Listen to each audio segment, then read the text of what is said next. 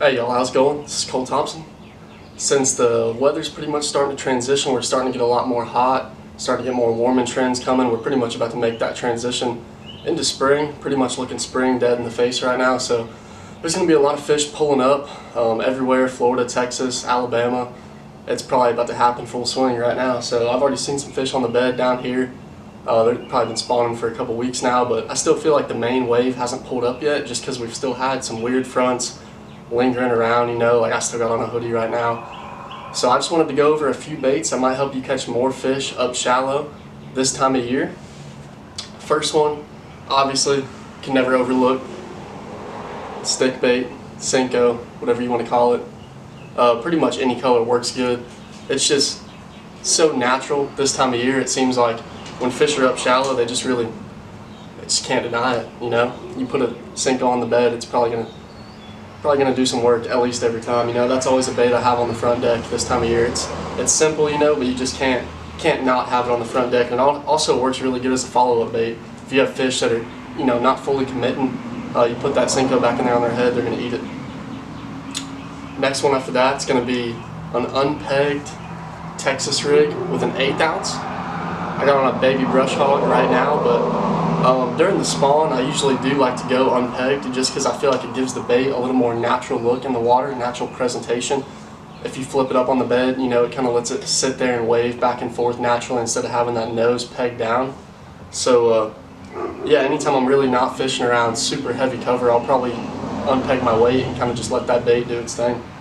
Little switch up from that, this one is pegged. 1 ounce clean tackle tungsten, Reaction Innovations Beaver.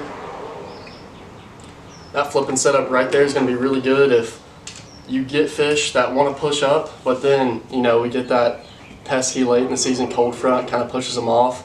A lot of fish won't go too far. They'll probably just bury up in the mats or cover around the areas that they're wanting to spawn in.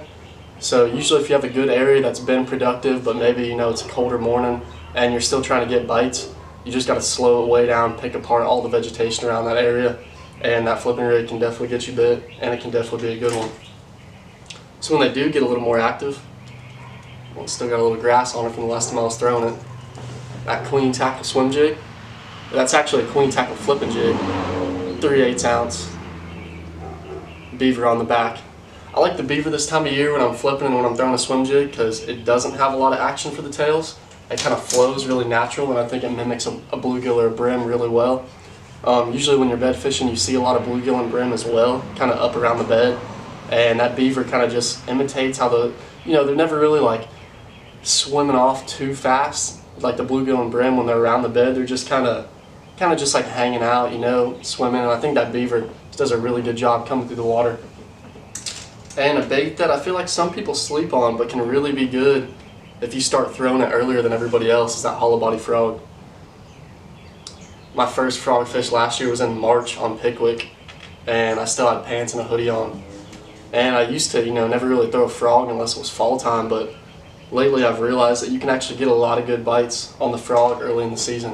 When those fish are wanting to push up shallow, that frog really does upset them a pretty good bit. So if you get in the area with a lot of fish, if the fish are kind of, being competitive, acting like they really do want to feed, you will get bigger bites on that frog just as a bigger presentation.